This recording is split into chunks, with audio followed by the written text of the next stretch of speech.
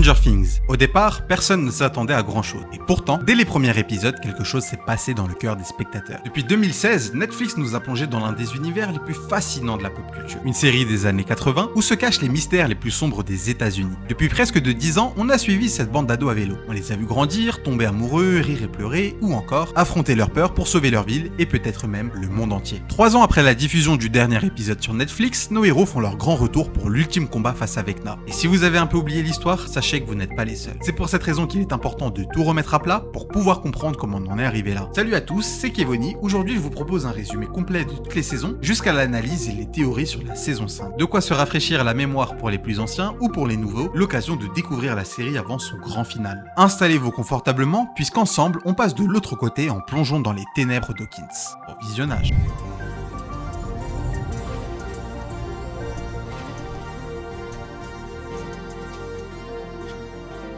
Tout commence en 1983 à Hawkins, une petite ville tranquille où absolument tout le monde se connaît. Sauf que derrière cette tranquillité, un drame se prépare. Dans les bois, un laboratoire mène des expériences scientifiques un peu bizarres. Quelque chose s'apprête à s'échapper. Un scientifique tente de s'enfuir lorsque les alarmes se déclenchent, mais arrivé à l'ascenseur, il disparaît. Pas besoin de vous faire un dessin, ça présage rien de bon. Au même moment, on fait connaissance de Mike Wheeler, Destin Anderson, Will Byers et Lucas Sinclair. Ils ont pour habitude de se retrouver autour d'une table pour jouer à Donjons et Dragons pendant des heures. Mike invoque le démon Gorgon, mais Will rate son lancer de dés. Et sans le savoir, Will vient de prédire son destin. La bande se sépare pour rentrer chez eux, mais pendant le trajet, le phare de Will s'éteint. Et c'est là qu'une silhouette apparaît. Will tombe, il se relève et voit qu'il ne rêve pas. Il y a bien quelque chose devant lui. Du coup, il se met à courir jusqu'à chez lui, mais personne n'est là. Et lorsqu'il regarde par la fenêtre, il voit qu'il est suivi. Il tente alors d'appeler la police. Mais malheureusement pour lui, il n'y a que des grésillements au bout du fil. Alors il court jusqu'à la cabane pour récupérer une arme et se défendre. Le problème, c'est qu'il est déjà trop tard. Le lendemain, Hawkins se réveille comme si de rien n'était. Hopper part au travail, Jonathan fait son petit-déj et Joyce part réveiller Will pour pas qu'il soit en retard à l'école. Sauf qu'il n'est pas là. Jonathan ne sait pas où il est et la mère de Mike non plus. Du coup, Joyce part directement au commissariat et elle explique la situation à Hopper. Sauf que pour lui, elle se fait du souci pour rien. Il essaie de la rassurer comme il peut et lui dit que c'est normal qu'un enfant de son âge sèche les cours et que dans 99% des cas, il est forcément chez la famille. Mais pour Joyce, Will a disparu. C'est pourquoi elle demande à Hopper de mener une enquête. Hopper va à l'école pour interroger les amis de Will et il le conseille d'aller chercher du côté de Mirkwood,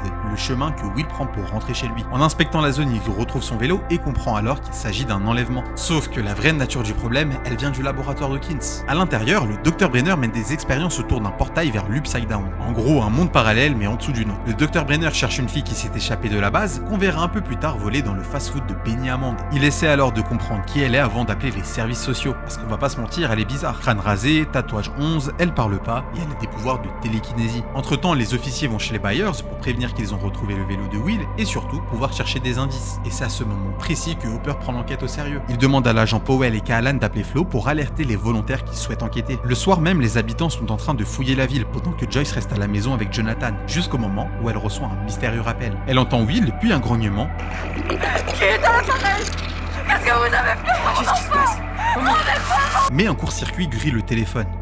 Bizarre tout ça. De l'autre côté de la ville, les membres du laboratoire d'Hawkins arrivent au restaurant pour récupérer la fille, mais elle s'échappe dès que Benny se fait tuer. Quant à Mike, Dustin et Lucas, ils se sont organisés par Toki Welky pour chercher Will. Mais une fois dans les bois, ils tombent sur la fille recherchée et décident de la cacher chez Mike. Plus tard dans la soirée, elle se confie et c'est comme ça qu'on apprend qu'elle s'appelle 11 ou 11. Enfin, appelez-la comme vous voulez. Mike l'appelle Elf et même plus tard dans la série, on va l'appeler Jane. Le lendemain, Joyce explique à Hopper qu'elle a entendu la respiration de Will au téléphone. C'en est trop pour Jonathan, il va à Indianapolis pour voir si Will est chez son père. Sauf que non, et son daron s'en bat littéralement les couilles. Entre-temps, les scientifiques interceptent les fréquences téléphoniques et ils notent que le téléphone de Joyce est brûlé. Ils décident alors d'envoyer une équipe pour enquêter chez les Byers. Mike, lui, vit sa best life, il fait visiter sa maison à Elf jusqu'au moment où elle reconnaît Will sur une photo. Sauf que sa mère arrive, alors il n'a pas le choix, il faut qu'il la cache dans un placard. Sauf que dans le noir, Eleven fait une crise liée à ses traumatismes d'enfance. En réalité, le Dr Brenner mène des expériences sur elle pour déterminer l'origine de ses pouvoirs et pour pouvoir comprendre le lien qu'elle a avec le fameux portail. Un peu plus tard, Lucas veut alerter ses parents pour ne pas avoir de problème, mais lorsqu'il tente d'ouvrir la porte, Eleven le bloque. Elle leur explique alors que Will est en danger et qu'il est traqué par le démon Gorgon. Au même moment, Monsieur Clark trouve dans les bois un morceau de la veste d'hôpital d'Eleven, ce qui mène directement aux pistes du laboratoire. Quant à Nancy Wheeler, la sœur de Mike, elle part avec Barbara chez Steve Harrington passer la soirée. Sauf que Barbara n'est pas du tout à l'aise. Elle ne comprend pas pourquoi Nancy s'intéresse à lui. Les deux ne sont pas du même monde, Steve est populaire alors que Nancy pas du tout. Alors vous pourriez peut-être vous dire que c'est par jalousie, mais pas du tout. Pendant la soirée, Barbara comprend qu'elle n'a rien à faire ici, surtout que Nancy essaie de suivre le mouvement pour s'intégrer. Nancy essaie alors de la détendre et lui demande de jouer le jeu en buvant une bière. Sauf qu'en essayant de l'ouvrir, elle se coupe le doigt et lorsqu'elle revient, elle voit Nancy monter à l'étage. Barbara essaie alors de raisonner Nancy, sauf que Nancy veut juste Ken, au point où elle demande même à Barbara de rentrer chez elle. Ah bah bravo l'amitié, hein. Le problème, c'est que Barbara reste seule dehors. Et lorsqu'elle reste seule, Barbara est attirée dans un monde parallèle face au démon Gorgon. Le lendemain, Steve retrouve Jonathan et casse son appareil photo en déchirant tous ses clichés parce que Jonathan espionnait la maison à cause d'un cri. Sauf que sur les photos, Nancy aperçoit son ami. Elle ramasse alors les morceaux pour enquêter sur sa disparition, jusqu'au moment où elle ressent la présence du démon Gorgon. Quant à Joyce, elle est littéralement en train de devenir folle. Elle ne dort plus, elle enchaîne clope sur clope et plein d'événements la traumatisent. Elle reçoit un deuxième appel et ses appareils électriques s'allument et s'éteignent tout seuls. Elle voit même son mur se déformer. Elle en parle alors à Jonathan, mais pour lui, sa mère est juste dans le déni. Un peu plus tard, Joyce décide alors d'installer des guirlandes de Noël un peu partout dans la maison pour parler avec son fils. Et lorsqu'elle réussit, elle comprend qu'il ne peut répondre que par oui ou par non. Elle décide alors de peindre l'alphabet sur le mur en branchant les guirlandes dessus. Lorsque Will écrit court et que le démon Gorgon arrive. Ah, vous allez voir, les choses sérieuses vont commencer petit à petit. Par contre, je vous préviens, ce chapitre va être super long. Au même moment, les officiers rassemblent des infos sur le Dr Brenner. Hopper essaie de comprendre pourquoi le labo travaille avec la CIA lorsqu'ils se font appeler en urgence. Pendant ce temps, la bande est chez Will, mais ils décident de suivre les voitures de police. Et c'est comme ça qu'ils découvrent le corps de leur ami Will. Mike reproche alors à Eleven d'être une menteuse parce qu'elle avait juré que Will était encore vivant. Quant à Hopper, il va chez les Byers pour annoncer la mauvaise nouvelle. Mais Joyce ne le croit pas. Elle explique avoir parlé avec Will il y a moins d'une heure et avoir été poursuivie par une créature sans visage. Hopper essaie alors de lui faire comprendre qu'elle n'est pas folle, mais que tout ça, c'est dans sa tête. Ouais, enfin, ça veut dire qu'elle est folle, quoi. Le lendemain, les Byers vont à la morgue. Mais pour Joyce, elle est catégorique, ce n'est pas son fils. Quant à Eleven, elle cherche une fréquence pour trouver Will lorsqu'on l'entend chanter, mais impossible de rentrer en contact avec lui. Mike appelle alors le reste de la bande pour trouver un plan, il déguise Eleven et partent à l'école pour utiliser la radio. Sauf que tout ne se passe pas comme prévu. Monsieur Clark les surprend et leur demande d'aller à la cérémonie d'hommage. Pendant le discours, Troy et James se rigolent. Mike décide alors d'aller les voir, et Troy continue. Il se moque de ses amis en disant que Will est au paradis des fées avec plein de pédales.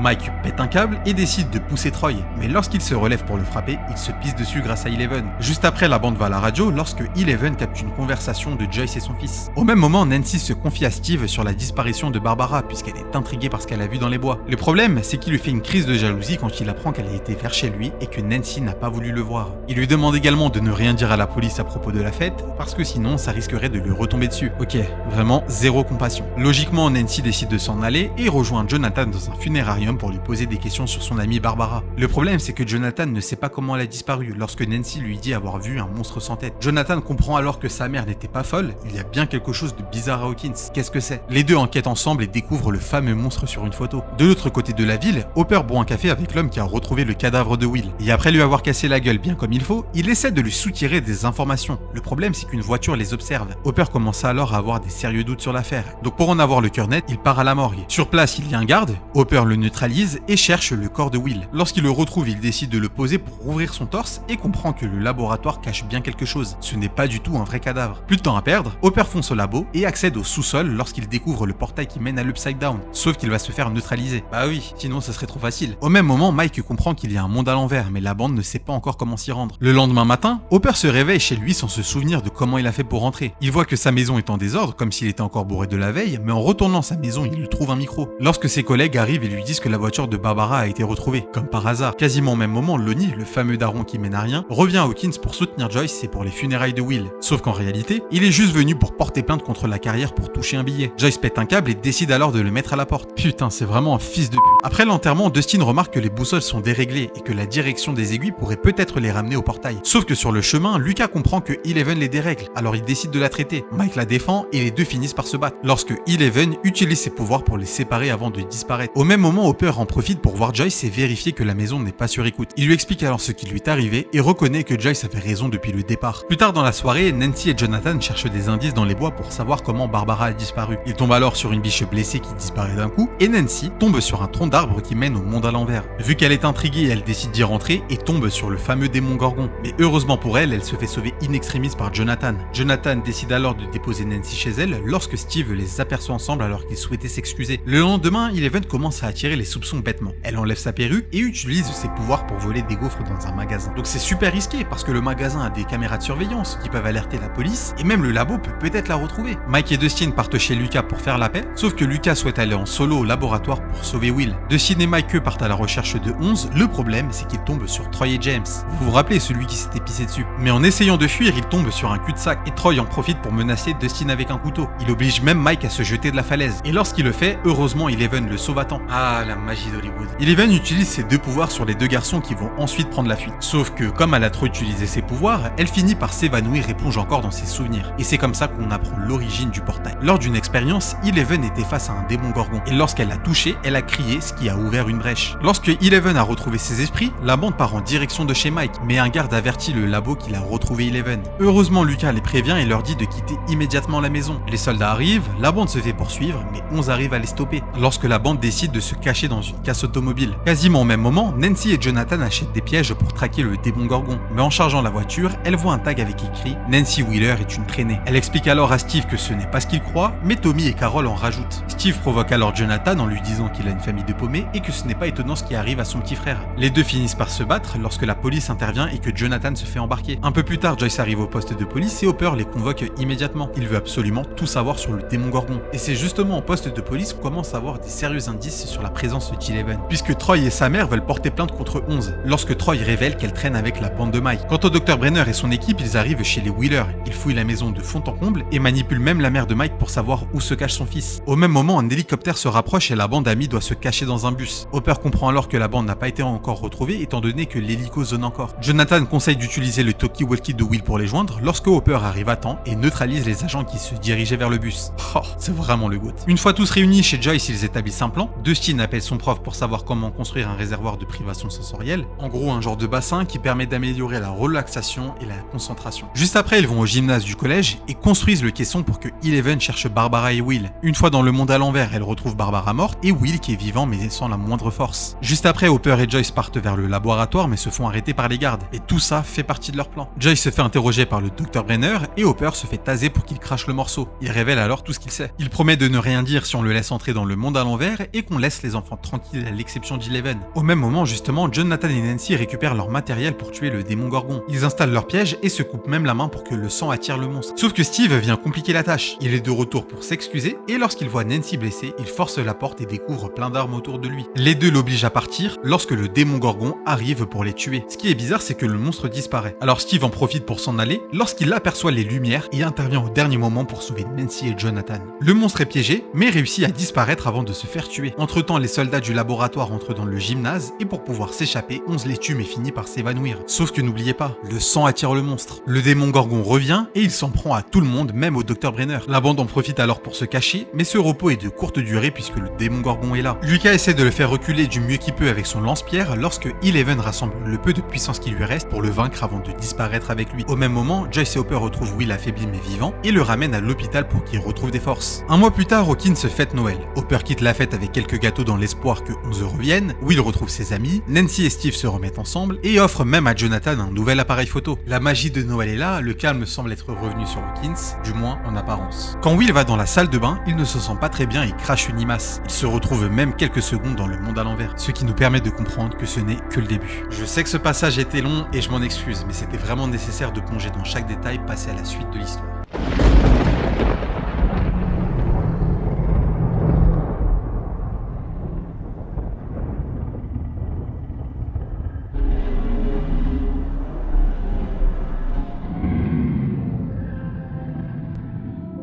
Quasiment un an après les événements du portail, la bande continue à se rassembler. On les retrouve dans une salle d'arcade où Dustin essaie de battre le score de Lucas, lorsqu'il découvre qu'une certaine Mad Max a battu leur record sur Dick Duke. Cette personne, c'est Max, une nouvelle élève dans leur classe qui vient de s'installer à Hawkins avec son frère Billy Hargrove. Et le moindre qu'on puisse dire, c'est que les deux déjà ne passent pas inaperçus. Billy attire toutes les filles même si c'est un psychopathe, et la bande s'intéresse déjà à Max. En ce qui concerne Joyce, elle a un nouveau copain, Bob Newby, un mec sympa qui bosse dans l'informatique qui essaie de lui faire oublier le passé. Mais la réalité est loin d'être aussi rose qu'on pourrait le croire. Jonathan est toujours ignoré par les autres lycéens, mis à part Nancy qui lui donne une invitation à une soirée. Pour Will, depuis qu'il est revenu du monde à l'envers, il enchaîne les crises et voit constamment une tempête avec une énorme créature qui souhaite s'en prendre à tout Hawkins. À l'école, il commence aussi à se faire harceler puisque les gens s'amusent à le traiter de zombie vu qu'il revient d'entre les morts. Le docteur Owen lui fait alors passer des tests régulièrement pour s'assurer que tout va bien et pour savoir s'il voit de nouvelles choses. Il explique aussi à Joyce et Hopper que Will a des souvenirs traumatiques et que son état mental pourrait s'aggraver avec le temps. Le truc, c'est que le docteur Owen ne dit pas toute la vérité. Le portail s'agrandit de plus en plus et des agents brûlent régulièrement ce qui dépasse du portail. Surtout que certaines choses inexplicables se passent en ville, comme le champ de citrouille. Du côté d'Eleven, elle reste encore au cœur des rumeurs. Les parents de Barbara ont vendu leur maison pour engager Murray Bowman qui enquête sur sa disparition. Il relie déjà plusieurs événements comme l'histoire de Troy, l'histoire du supermarché ou le fait que 11 a habité chez les Wheeler.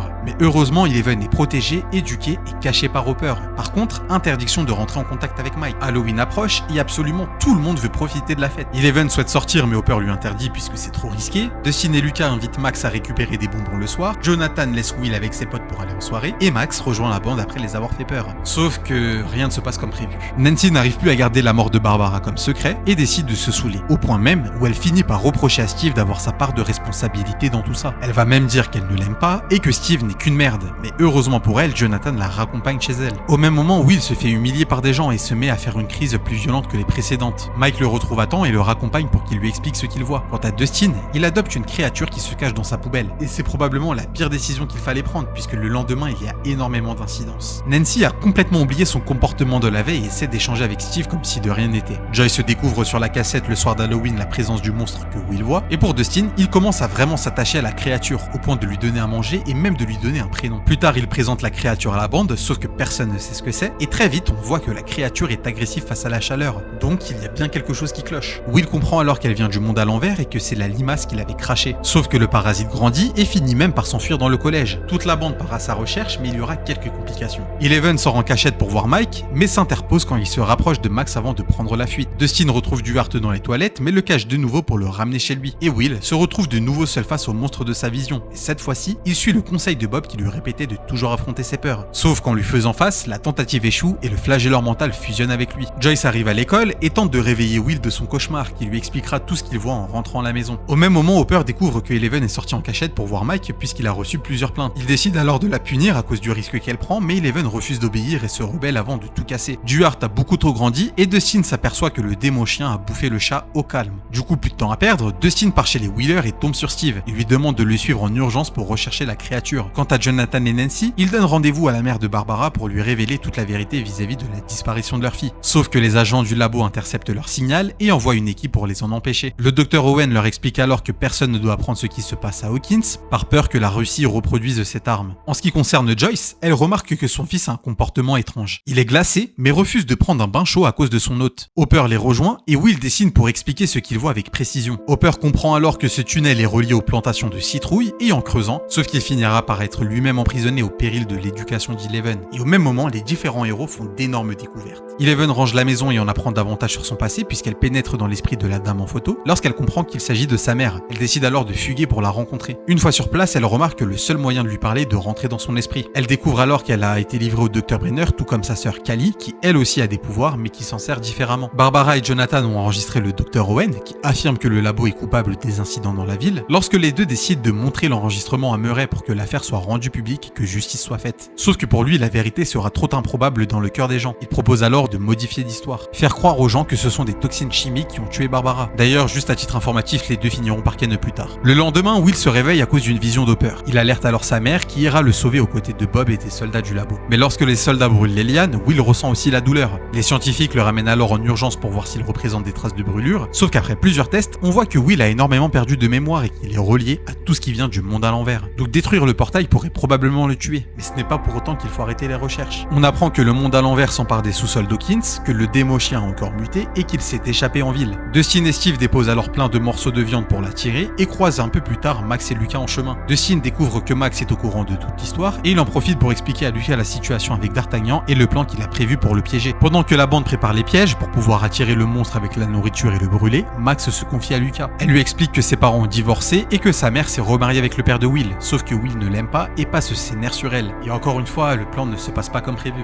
Duarte arrive mais ne mange pas la viande et quand Steve essaie de l'attirer, Lucas repère qu'il y en a d'autres, jusqu'au moment où les monstres commencent à l'attaquer. Heureusement, Steve arrive à en repousser quelques-uns avant de se cacher dans le bus, mais très vite, la bande se fait encercler. Et lorsque tout semble fini, quelque chose les appelle. Très bizarre, mais dans un sens tant mieux, surtout que Max et Lucas se sont rapprochés. Mais pourquoi les démo-chiens sont partis d'un coup? Tout simplement parce que le flagelleur mental les a appelés. Il se sert de Will comme espion pour obtenir des informations en temps réel et préparer une attaque. Puisque quand les soldats rentrent dans le tunnel, on comprend alors qu'il s'agissait d'un piège, puisque tout le monde meurt. Et quand Mike comprend ce qu'il se passe, il est déjà trop tard pour avertir les soldats, puisque tout le monde meurt. Et les démo-chiens finissent même par arriver au labo. La situation situation semble incontrôlable tant le cauchemar ne fait que commencer. Eleven part à la recherche de sa sœur à Chicago et repère un local abandonné. À l'intérieur, elle tombe sur Kali et son gang et les deux repèrent qu'elles sont vraiment seules. Kali a le pouvoir de manipuler les perceptions et de créer des illusions mentales. Elle prend alors Eleven sous son aile et lui apprend à maîtriser ses pouvoirs. Dans la soirée, ils partent se venger de Ray, l'homme qui a torturé leur mère, mais au moment de le tuer, Eleven apprend que le Dr Brenner est en vie et que Ray a 2 filles. Et lorsque Kali veut l'achever, Eleven l'en empêche. Plus tard, sa sœur lui donne alors un ultimatum, continue la fuite ou rentrer à Hawkins. Eleven décide alors de s'échapper pour rejoindre ses amis en danger, parce qu'entre-temps au labo c'est la panique totale, plus rien ne va. Les démochiens arrivent à la surface et brisent les vitres pour accéder au bâtiment. Tout le monde tente de fuir mais plusieurs personnes meurent. Mike comprend alors qu'il faut endormir Will pour éviter que le monstre contrôle la surface. C'est pourquoi Joyce l'endort tout de suite avant de se cacher dans une salle de contrôle avec le Dr Owen et Hopper qui les ont rejoints. Malheureusement ils n'ont pas le temps de se cacher puisque le courant se coupe. Au même moment les parents de Billy et Max découvrent qu'elle a fugué. Le père de Billy le frappe pour qu'il considère sa demi-sœur et l'oblige même à annuler son date. Il veut qu'il aille récupérer Max qui est dans les bois avec tout le reste de sa bande. De retour au labo, Nancy et Jonathan arrivent devant le portail. Ils tombent sur Steve, Dustin, Lucas et Max. Pendant qu'on comprend que Bob est le seul qui peut rétablir le courant grâce à ses compétences en informatique. Hopper lui explique alors comment se servir d'une arme avant qu'ils partent vers la salle de contrôle. Lorsque Bob réussit à rétablir le courant et à ouvrir les portes de sortie. Tout le monde sort, sauf le Dr Owen pour guider Bob. Malheureusement pour lui, il se fait pourchasser et tuer sous les yeux de Joyce. Jonathan et Nancy arrivent à temps et le groupe s'échappe du laboratoire. Hopper en profite également pour récupérer le reste du groupe et les dépose chez les Byers. La bande veut absolument trouver un plan pour venger Bob et Dustin comprend que le flagelleur mental contrôle Will. Si le monstre est tué, les racines rampantes, les démochiens et le tunnel sera automatiquement détruit. Mais pour réussir, il faut être hyper vigilant. Il faut cacher Will et faire en sorte qu'il n'a pas le moindre repère. Après l'avoir réveillé, il fait une crise vu que le monstre ne reconnaît pas les lieux. Joyce, Mike, Jonathan essaient alors de lui rappeler des souvenirs pour qu'il revienne à la raison. Lorsque Hopper remarque que Will essaie de communiquer en morse, le groupe comprend qu'il faut fermer le portail, sauf que le téléphone sonne. Le flagelleur mental entend la sonnerie et guide les démochiens vers la maison. Tout le groupe se prépare à l'assaut lorsqu'un monstre traverse la fenêtre. La porte s'ouvre toute seule, mais heureusement, c'est Eleven qui vient d'arriver. Elle retrouve Mike et ses amis, mais Mike reproche à Hopper d'avoir interdit 11 en rentrant en contact avec lui. Quant à Max, quand elle se présente, Eleven l'ignore complètement. Mais la situation n'est pas pour autant réglée puisque les retrouvailles sont de très courte durée. Le portail est sur le point d'exploser et le groupe doit se diviser pour avoir une chance de gagner. Eleven et Hopper retournent au laboratoire pour fermer le portail, où ils trouveront le Dr Owen blessé, pendant que Joyce, Jonathan et Nancy tentent de libérer Will de l'emprise du monstre grâce aux fortes températures. Puisque rappelez-vous, le flagelleur mental ne supporte pas ça. Quant à Steve, il reste chez les Byers pour surveiller les enfants. Sauf que Billy arrive sur place vu qu'il doit récupérer Max. Steve essaie de l'éloigner du mieux qu'il peut, mais les deux finissent par se battre. Et quand Billy prend le dessus, Max le pique avec une seringue avec du somnifère. Elle l'oblige alors à la laisser tranquille, elle et ses amis. Et pourtant, nos héros sont encore très loin d'avoir fini. Juste après, la bande vole la voiture de Billy et fonce dans les tunnels d'Hawkins pour y mettre le feu. Dustin va même pouvoir revoir une dernière fois D'Artagnan qui le reconnaît. Au même moment, le virus commence à sortir du corps de Will.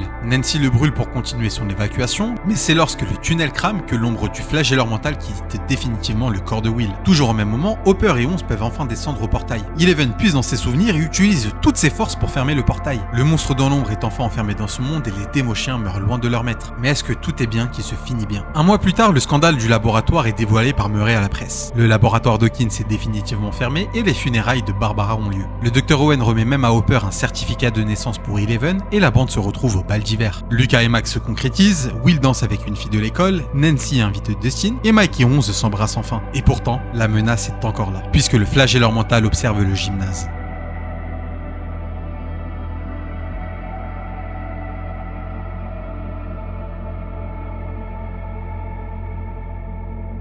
Presque un an après la fermeture du portail à Hawkins, des scientifiques russes essaient de reproduire l'ouverture vers l'Upside Down. Sauf que leur machine n'est pas assez bien calibrée. Du côté de nos héros, Mike et Eleven sont en couple, mais Hopper n'arrive pas réellement à instaurer son autorité, au point où il demande même conseil à Joyce. Et comme tous les autres habitants d'Hawkins, la bande adore traîner au centre commercial. Ils se servent même de Steve pour aller gratuitement au cinéma. D'ailleurs, au passage, si mes vidéos te plaisent, n'hésite pas à t'abonner. C'est gratuit et moi ça m'aide grandement au quotidien. Très vite, une panne d'électricité générale arrive à Hawkins, et Will ressent la présence de quelque chose. Le flagelleur mental semble de retour dans une usine abandonnée, là où il se nourrit de rats le temps de préparer son attaque. Du côté de Joyce, elle va mieux mais se sent seule depuis que Bob est mort. Pour Jonathan et Nancy, ils sont toujours en couple et travaillent dans un journal de la ville. Quant à Billy, il est devenu maître nageur et flirte avec la mère des Wheeler. Dustin, lui, rentre de vacances puisque ça fait un mois qu'il n'a pas revu ses amis, mais il ne se doute pas qu'on lui réserve une surprise. Plus tard, il annonce à la bande qu'il a une petite copine, mais lorsqu'il installe l'antenne pour parler avec elle, personne ne répond. La bande décide alors de rentrer à la maison parce que personne ne le croit, jusqu'au moment où il intercepte un message codé en russe. russes. Mais est-ce que la menace va tout de suite s'en prendre à Hawkins? Justement, plusieurs événements étranges commencent à se passer dans la ville. Joyce remarque que les aimants de sa boutique ne s'accrochent plus et elle décide de voir Scott Clark pour comprendre pourquoi. Il lui explique alors qu'il s'agit d'une perturbation du champ magnétique. Concernant Nancy, elle reçoit un appel vis-à-vis de rats hyper agressifs et lors de son enquête avec Jonathan, ils ne comprennent pas réellement ce qui se passe. La témoin a d'ailleurs radicalement changé de comportement. Il la retrouve en train de bouffer de l'engrais avant qu'elle soit transférée à l'hôpital. Quant à Karen Wheeler, elle se prépare pour voir Billy, mais pendant le trajet, il passe par la cabane du flagelleur mental et provoque un accident. Dès qu'il s'arrête pour voir ce que c'est, il est tout de suite tiré vers les sous-sols. Et lorsque Billy sort de l'entrepôt, il court pour prendre la fuite. Mais lorsqu'il veut appeler la police, Billy se retrouve dans le monde à l'envers face à un double de lui-même. Mais est-ce que cette nouvelle menace est réellement plus dangereuse? Le lendemain, Mike et Eleven se disputent puisqu'il invente une excuse pour ne plus la voir, que Hopper lui a mis un coup de pression. Eleven commence alors à se rapprocher de Max et très vite elles deviennent les best friends. Elles font les magasins ensemble, mangent des glaces et font même des shootings photos. Onze va même plaquer Mike à cause de ses mensonges. Entre temps, Dustin explique à Steve avoir intercepté un message codé russe. Mais c'est Robin, la collègue provocatrice de travail de Steve, qui arrivera à déchiffrer le message. Toujours au même moment, Karen va s'excuser auprès de Billy pour lui avoir posé un lapin. Mais on voit tout de suite qu'il n'est plus lui-même. Il prend alors une douche pour essayer de se calmer mais commence à avoir des hallucinations. Lorsque sa collègue Heather Holloway part le voir pour savoir si tout va bien. Mais Billy finit par la kidnapper pour la livrer au flagelleur mental. La menace est donc bien de retour et l'autre commence même à être beaucoup plus réceptif. Entre temps, Robin, Dustin et Steve comprennent que la musique du message est la même que celle du carrousel. L'enregistrement a donc bien été fait à Hawkins. La bande décide alors d'espionner sur les toits du centre commercial lorsqu'ils découvrent qu'il y a des gardes devant un entrepôt. Quant à Max, elle est chez Eleven pour une soirée pyjama. Elle décide de s'amuser en espionnant la bande et juste après en espionnant Billy. Mais lorsque Eleven l'observe, elle ressent quelque chose de vraiment bizarre. Les deux filles décident alors de fouiller sa maison où elles mettent la main sur plusieurs indices, comme le bain glacé, une sacoche et un sifflet avec du sang. Elles partent alors immédiatement enquêter à la piscine. Elles comprennent que Heather n'est pas venue travailler, alors Eleven décide de voler sa photo pour la localiser. Tout de suite après, elle sonne chez ses parents et découvre que tout a l'air normal. Heather a fait des cookies et Billy va bien, même si sa gentillesse est suspecte. Donc vu que tout se passe bien, les deux filles repartent. Sauf qu'en réalité, ils sont tous les deux infectés et ils livrent les parents de Heather au monstre. Au même moment, Joyce va chez Hopper pour lui expliquer ses découvertes et lui demande de l'accompagner au laboratoire d'Hawkins. Mais ce qui est bizarre, c'est que le labo est vide mais toujours sous surveillance. Lorsque Hopper discute avec elle, il entend un bruit et se fait neutraliser par un garde russe en partant voir. Joyce le retrouve inconscient, mais heureusement elle a pu noter la plaque d'immatriculation de celui qui l'a agressé. Mais comment faire pour vaincre cette nouvelle menace, puisque finalement il y a les Russes et aussi le flagelleur mental? Le lendemain, Mike annonce le code rouge à toute la bande. Will explique alors ressentir la présence du flagelleur mental et il pense qu'il a été enfermé à Hawkins pour chercher un nouvel hôte. Il commence alors à espionner Billy pour lui tendre un piège dans le sauna de la piscine et au même moment, Hopper se réveille. Il décide alors d'aller à la mairie d'Hawkins avec Joyce pour savoir qui est l'homme avec le casque moto. Sauf que Larry Klein ment et Hopper le frappe pour qu'il crache le morceau. Il avouera ensuite qu'il travaille pour le nouveau centre commercial et qu'il veut acheter des terrains pour l'agrandir. En ce qui concerne l'auto-trio, Robin commence à cartographier les plans du centre commercial. Elle comprend alors qu'il faut passer par les conduits d'aération, sauf qu'ils sont beaucoup trop étroits. Ils font donc appel à Erika, la petite sœur de Lucas, pour s'y introduire plus facilement, et une fois à l'intérieur, elle déverrouille la porte. Le groupe découvre alors des cartons avec des produits chimiques. Sauf que cette pièce est un ascenseur qui mène à des souterrains dans une base cachée d'Hawkins. Toujours au même moment, Billy se fait attirer et enfermer au sauna, où il s'énerve de plus en plus à cause de la chaleur. Lorsque Will ressent la présence du flagelleur mental et que Billy arrive à casser la porte.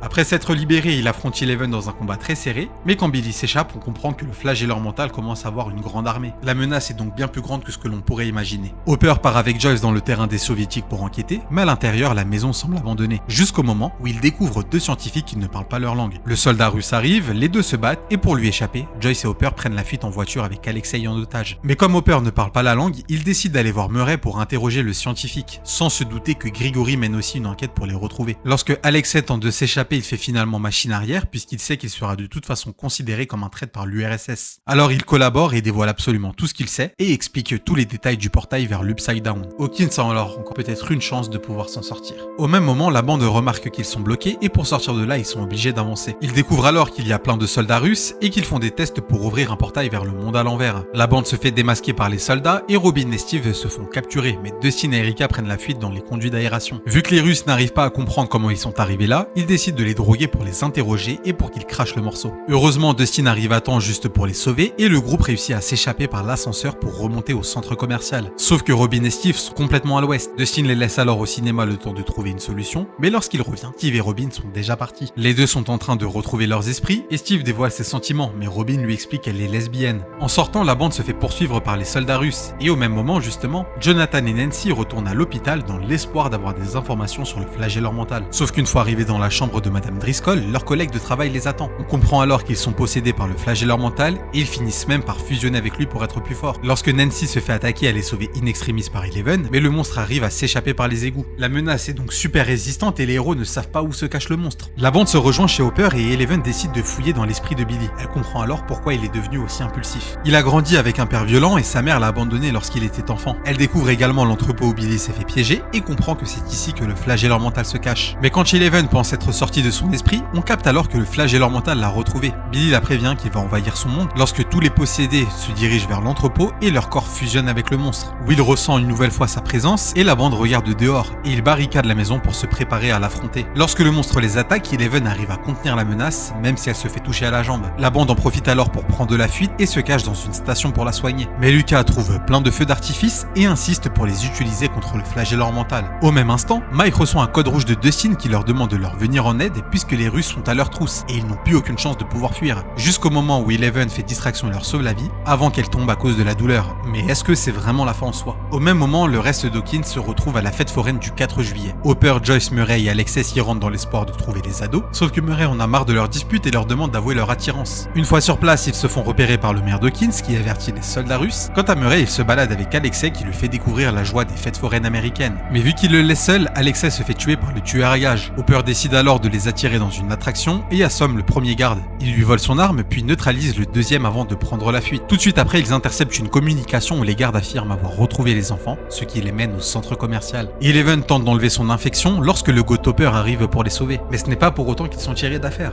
Billy est tout proche du centre commercial et Eleven n'a plus aucune énergie. Le seul moyen de tuer le monstre est d'infiltrer la base pour fermer le portail. Alors ils établissent un plan. Joyce, Murray et Hopper doivent infiltrer la base et se faire passer pour des gardes avec les instructions de Dustin depuis sa tour, pendant que les autres doivent ramener 11 chez Murray. Sauf que tout ne se passe pas comme prévu. La voiture de Nancy ne démarre plus puisque Billy a arraché l'allumeur de la voiture et Eleven n'a plus aucun pouvoir. Et c'est là que le flagelleur mental les attaque depuis le toit. Le monstre est beaucoup plus imposant et l'unique moyen de communication a été détruit. Steve et Robin décident alors de rejoindre leurs amis pour les sauver, pendant que Jonathan essaie de redémarrer la voiture. Mais depuis tout ce temps, Billy attend pour leur foncer dessus lorsque Steve arrive à temps et que le flagelleur mental les pourchasse. Au même moment, Murray désactive l'alimentation du portail, pendant que Joyce et Hopper essaient de récupérer les deux clés pour arrêter la machine. Sauf que le code ne fonctionne pas. Dustin appelle alors Suzy, sa petite copine, pour lui demander la formule de la constance de Planck. Mais en échange, elle veut qu'ils chantent ensemble de Never Ending Story. Grâce à ça, Hopper arrive enfin à ouvrir le coffre et fonce dans la salle de contrôle pour renfermer le portail. Et pourtant, ce n'est toujours pas fini. Grigori revient, les deux se battent alors que le portail est sur le point d'exploser. Au même moment, Billy poursuit Max, Mike et Eleven, assomme les trois et pose Eleven face au flagelleur mental. Heureusement, la bande est là et il jette les feux d'artifice de Lucas pour gagner du temps. Dès qu'ils arrivent à sec, Dustin appelle Joyce et lui demande de fermer immédiatement le portail. Le problème, c'est que Hopper est encore là. 11 sur le point de mourir et tente alors de rappeler les souvenirs d'enfance à Billy. Et lorsque le flagelleur mental tente de l'attaquer, Billy lui fait face. Il se sacrifie alors comme un héros sous les yeux de sa petite sœur. Toujours au même moment, Hopper tue enfin Grigori en le balançant dans la machine. Il accepte alors de se sacrifier et Joyce ferme le portail. Le monstre meurt enfin et les renforts arrivent. 3 mois plus tard, les médias dénoncent les drames d'Hawkins. Hopper est considéré comme un héros et le maire est arrêté. Quant à Joyce, elle adopte Eleven et les Byers préparent leur déménagement. Et si tout semble fini, on se rend compte que ce n'est pas encore le cas. Les Russes laissent entendre qu'un Américain est toujours en vie et on comprend qu'il mène des expériences avec des démons gorgons.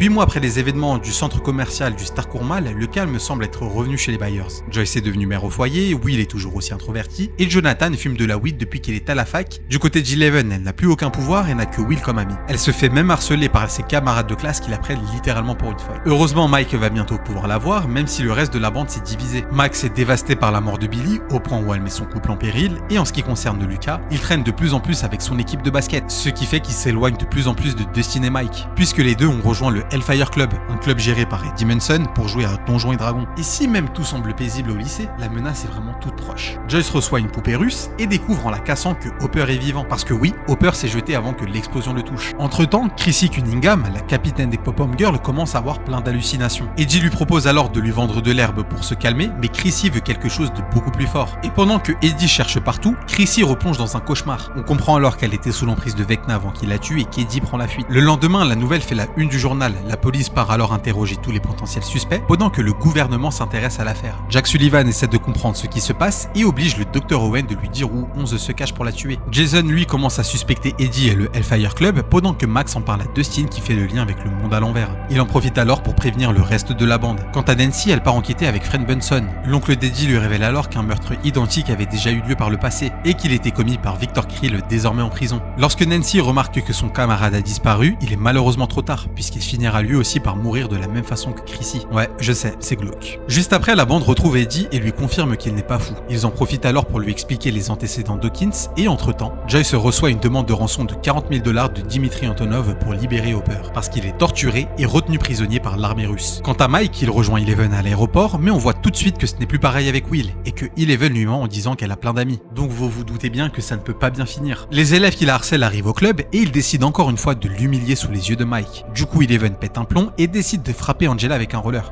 Plus tard, tout le monde dîne chez les Byers lorsque Murray et Joyce expliquent devoir partir en urgence demain, où ils prennent un vol vers la Russie pour donner la rançon et libérer Hopper. Sauf qu'au même moment, Eleven se fait arrêter par la police à cause d'hier. Mais lors de l'interrogatoire, les policiers décident de l'envoyer dans un centre pour mineurs, puisque 11 n'a pas l'air d'être préoccupé par la situation. Heureusement, le Dr Owen la sort de là et lui explique que Hawkins est en danger à cause de Vecna. Depuis tout ce temps, il a mis au point un nouveau programme, ce qui permettra à 11 de retrouver et d'améliorer ses pouvoirs. Alors elle accepte de participer au projet Nina pour sauver Hawkins et ses amis. Toujours au même moment, Nancy et Robin cherchent des archives sur Victor Creel, pendant que Max essaie de savoir si Chrissy s'est confiée à la psychologue. Quant à Vecna, il commence à chercher de nouvelles cibles lorsqu'il vise Patrick qui aide Jason à trouver Eddie et Max à cause du traumatisme de son frère.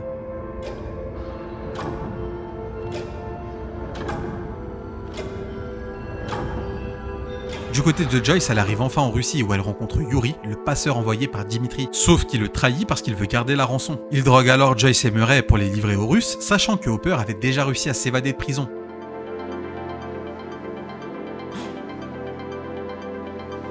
Du coup, les deux se font démasquer et finissent ensemble au goulag. Du côté des Byers, 2 agents sont envoyés par le Dr Owen pour protéger leur maison. Sauf que la maison se fait attaquer par les hommes de Jack Sullivan pour retrouver 11, mais heureusement, Argyle, le pote de Jonathan, livreur de pizza, arrive à temps pour qu'il s'échappe. Un peu plus tard, Robin et Nancy partent interroger Victor Creel, où elles lui disent que le démon qui a tué sa famille est revenu à Hawkins. Victor raconte alors qu'après avoir emménagé, sa famille avait des visions. Il pensait d'abord que la maison était hantée, jusqu'au jour où la radio s'est allumée toute seule au dîner et que sa femme a été tuée sous ses yeux. Le concernant, il a réussi à sortir de sa vision grâce à la musique, mais a découvert que sa fille était morte. Et son fils était dans le coma pour mourir une semaine plus tard. Et lorsque les policiers sont arrivés sur place, ils l'ont tout de suite accusé. Et cette information, elle est capitale pour la suite de l'histoire. La bande sait désormais que la musique ravive les souvenirs et aide à s'échapper de l'emprise de Vecna, ce qui arrive pile au bon moment. Parce que Max se rend sur la tombe de son frère pour se confier, et Vecna profite de sa faiblesse pour tenter de la tuer. Alors que tout semblait fini pour elle, Max réussit à fuir grâce à ses amis. Du côté d'Eleven, elle arrive au laboratoire où elle revoit le Dr Brenner. Il a créé entre-temps un nouveau réservoir de privation sensorielle pour qu'elle regagne ses pouvoirs. Quant à Mike, Will, Jonathan et Argyle, ils ont réussi à semer l'armée, malgré que le garde soit mort. Ils décident alors de l'enterrer et d'aller chez Suzy pour localiser Eleven.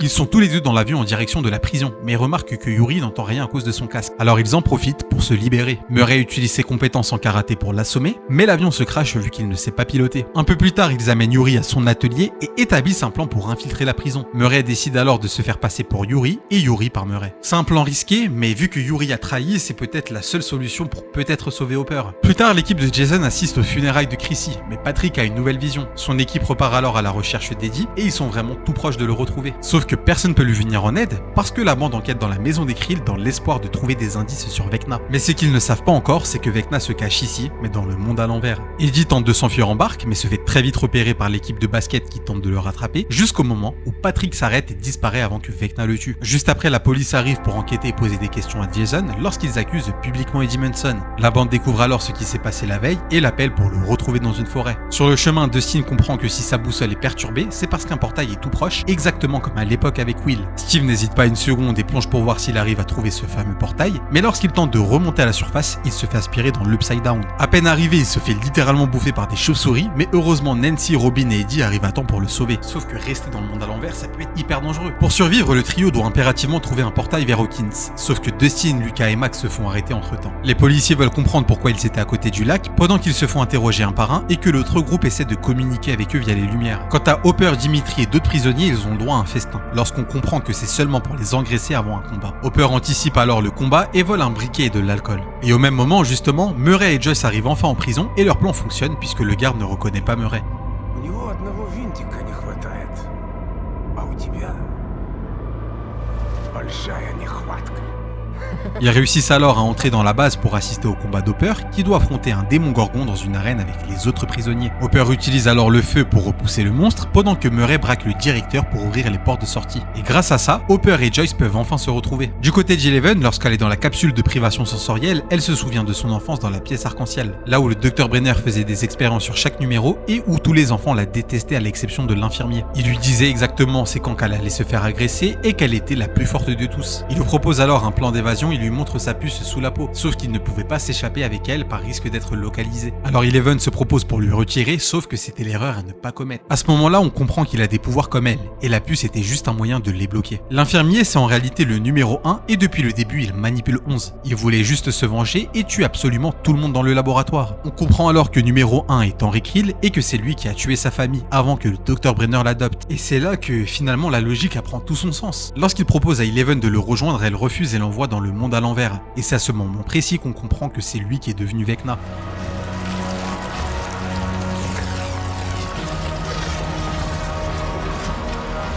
De retour à Hawkins, Dustin et les autres foncent à la caravane d'Eddie pour sauver le groupe de Nancy, pendant que eux aussi en profitent pour aller chez Eddie vu que Chrissy est morte là-bas. Une fois sur place, le groupe commence à traverser le portail grâce à une corde, sauf que Nancy se fait retenir par Vecna ou à la division de la mort de Barbara. Vecna lui explique alors qui il est, mais surtout, il lui demande de transmettre un message à Eleven. S'il tue une quatrième personne, il pourra ouvrir une brèche, ce qui lui permettra d'accéder au monde réel et d'éradiquer le monde. De retour en Russie, le groupe doit impérativement s'échapper vu que le démon Gorgon est toujours en liberté. Mais en tentant de s'échapper, le groupe découvre que les Russes mènent différentes expériences. Ils essaient alors de reproduire des démons gorgons, mais aussi le flagelleur mental, jusqu'au moment où ils trouvent une trappe de sortie qui mène à l'extérieur de la prison. Du côté d'Eleven, elle vient enfin de se réveiller et se souvient de qui est Victor Krill alias numéro 1 et Vecna. Ses pouvoirs sont revenus et elle est déterminée à aller se battre, mais le Dr Brenner refuse qu'elle reparte parce qu'il juge qu'elle n'est pas encore prête. Entre-temps, le Dr Brenner ordonne à ses soldats d'enfermer le Dr Owens, pendant que 11 se fait également enfermer. Et le problème, c'est que le Dr Brenner lui fait du chantage. Si Eleven souhaite s'en aller, il tuera le Dr Owen. Elle accuse alors Brenner d'être le fautif des morts à Hawkins et du portail et de l'avoir utilisé dans le monde à l'envers pour retrouver Henry Krill. Sauf que comme 11 refuse de lui obéir, le Dr Brenner la pique pour l'endormir. Au même moment, l'armée arrive devant le hangar secret parce que l'agent envoyé chez les Byers était torturé et a balancé où 11 se trouvait. L'armée commence alors à envahir les lieux pour mettre la main sur Eleven pendant que le Dr Brenner tente de s'enfuir avec elle pour la protéger. Sauf qu'on lui tire dessus à plusieurs reprises. Et lorsque les soldats s'apprêtent à tuer Eleven, Jonathan et sa bande arrivent sur les lieux. Ce qui permet à 11 de détruire l'hélico avant qu'elle reparte à Hawkins avec ses amis pour affronter Vecna et de faire ses adieux au Dr Brenner qui désactive son collier. Mais est-ce que tout est réglé pour autant? La bande se regroupe pour combattre Vecna. Max, Lucas et sa sœur vont chez lui. Quant à Dustin, Eddie, Steve, Nancy et Robin, ils vont également chez lui mais dans le monde à l'envers. Parce que selon eux, Vecna ne s'attend pas à ce que l'on attaque dans le monde à l'envers.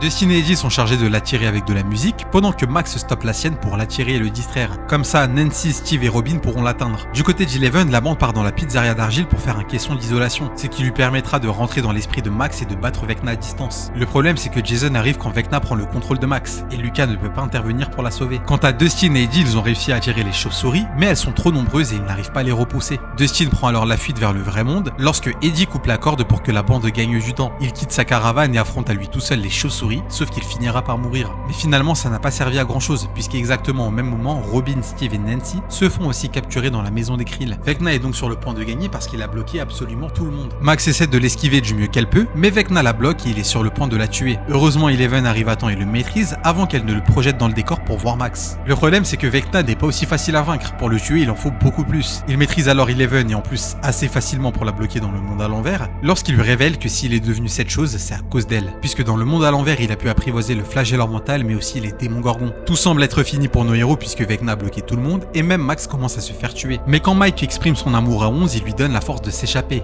et au dernier moment, elle arrive à repousser Vecna pour le maintenir. Au même moment en Russie, Hopper, Joyce et Murray décident de repartir dans la prison pour détruire toute création soviétique. Sauf qu'ils s'aperçoivent que les monstres ont tué tout le personnel et ils se font eux-mêmes encercler. Heureusement, Murray les sauve avec un lance-flamme et tue toutes les créatures, ce qui permet alors à Steve, Robin et Nancy de se libérer pour pouvoir s'attaquer à Vecna en le brûlant. Et même si les héros pensaient l'avoir vaincu, Vecna réussit son plan puisque Max meurt et le 4e portail s'ouvre. La barrière vers le monde à l'envers vient enfin de s'ouvrir, mais est-ce que le plan de Vecna a réellement fonctionné? Eleven réussit à ressusciter Max grâce à ses pouvoirs, mais elle restera dans le coma. 2 jours plus tard, toute la bande se retrouve à Hawkins et part en ville pour faire des dons. Chacun apporte de l'aide humanitaire puisqu'il y a eu énormément de morts et de blessés, lorsque Dustin annonce à l'oncle d'Eddie que son neveu était un héros. Mais la bande n'a pas réellement le temps de se reposer, puisqu'à peine arrivé, Will ressent la présence de quelque chose. Lorsqu'une pluie de particules tombe sur Hawkins, et plus le temps passe, plus on s'aperçoit que Vecna a gagné. Le monde à l'envers est finalement en train de fusionner avec le monde réel. Mais si le monde à l'envers a fusionné avec le monde réel, quel est le risque pour nos héros et surtout pour l'humanité? C'est ce que je vous propose d'aller voir dès maintenant. Mais attention, on va rentrer dans une partie où il peut y avoir des spoils, donc si tu ne veux pas être spoilé, je te conseille de revenir plus tard.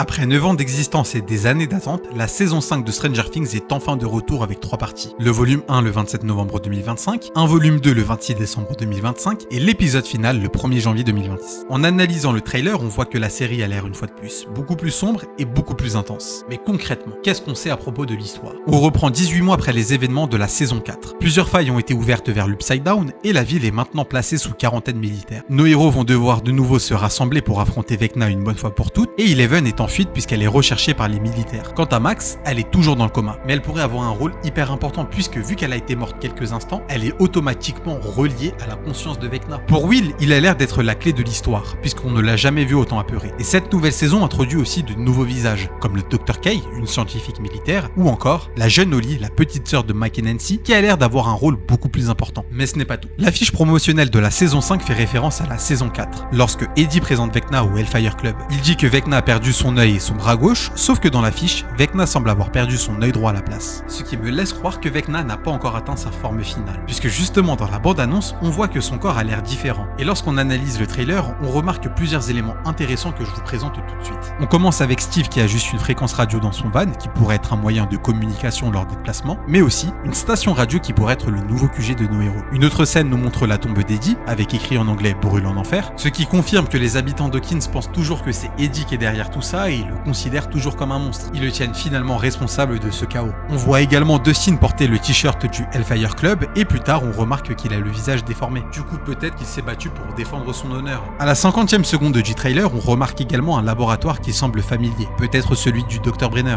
Mais il y a encore plein d'autres éléments. Will saute d'un arbre face à un démon gorgon, Vecna et Will font un face-à-face et un démon gorgon sort d'un portail en pleine ville. En ce qui concerne Eleven, on remarque qu'elle ne l'évite plus mais elle vole. Et c'est encore une fois un clin d'œil à la saison 4, lorsque le Dr. Brenner dit à 11 que si elle veut battre Vecna, elle ne doit pas se contenter de marcher mais de voler. Donc, un potentiel level up de ses pouvoirs. Mais qu'est-ce qu'il en est des épisodes? Eh bien on connaît déjà la durée des 4 premiers épisodes, puisque ça a été confirmé par Ross Duffer. L'épisode 1 va durer 1h08, l'épisode 2 54 minutes, l'épisode 3 1h06 et l'épisode 4 1h23. Mais quelles sont mes théories sur le sujet? Selon moi, Vecna a déjà tout planifié depuis le départ. Je m'explique. Selon moi, au tout début, c'était Vecna qui était là face à Will. Il s'est introduit dans son esprit pour connaître ses peurs et créer une connexion en dehors du monde à l'envers. En gros, son objectif, c'était de se servir de lui un peu comme un GPS. Parce que quand on prend du recul, c'est bizarre. Will, c'est le seul à être entre guillemets être sorti du monde à l'envers et sans séquelles. Les créatures du monde à l'envers ont pu retrouver la bande grâce à Will. Dès le premier épisode, on voit un pion avec 2 têtes, et dans la saison 4, un dessin avec 3 chevaliers face à un dragon à 3 têtes. Alors je pense encore une fois que Vecna va donner vie à cette création, surtout que le jeu de base, c'est Donjons et Dragons, donc ça pourrait prendre son sens. Toujours dans la saison 4, Vecna montre une vision d'Hawkins à Nancy, et c'est pour moi à ce moment précis que le dragon à 3 têtes viendra. D'autant plus que sur internet, tout le monde parle de la mort de Will. Je pense alors qu'il va se sacrifier pour que Vecna n'ait plus de lien avec le monde réel, et pour qu'il n'ait plus aucun moyen de s'en sortir. D'ailleurs, n'hésitez pas à me faire part de vos théories dans la rubrique commentaires. Je lis absolument tous les messages et je serai curieux d'avoir votre raisonnement. Stranger Things est selon moi l'une des plus grandes séries de notre génération. Chaque saison nous a rapproché un peu plus du cœur de l'Upside Down et cette saison 5 semble aller vers une fin épique. L'enjeu est immense et tout ce que l'on a vécu depuis la disparition de Will va enfin prendre son sens. Chaque personnage pourrait jouer un rôle crucial et le monde à l'envers pourrait ne pas être ce que l'on croit depuis le début. Puisque depuis 2016, la série n'a jamais été qu'une histoire de monstres de portail. C'est avant tout l'aventure d'une bande d'amis qui grandit au milieu de ce chaos. Nos héros vont devoir faire face à leurs plus grandes peurs et affronter leurs démons intérieurs. Mais surtout, se battre pour sauver définitivement Hawkins.